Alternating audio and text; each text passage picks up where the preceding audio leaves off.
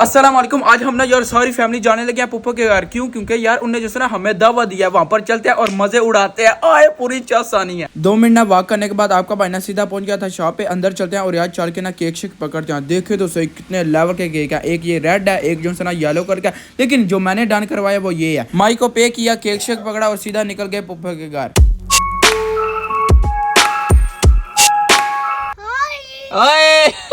ये चक्कर यहाँ पर ना भाई नेम है। अस्सलाम वालेकुम।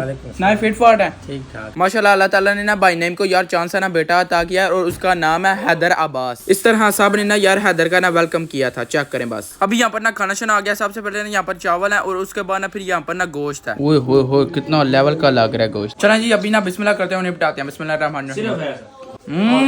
मजेदार जबरदस्त। अबू कैसा है? बहुत मजेदार। हाय क्या ही बात है। ये लो मजेदार। ओए इसको पसंद आया। Okay bye.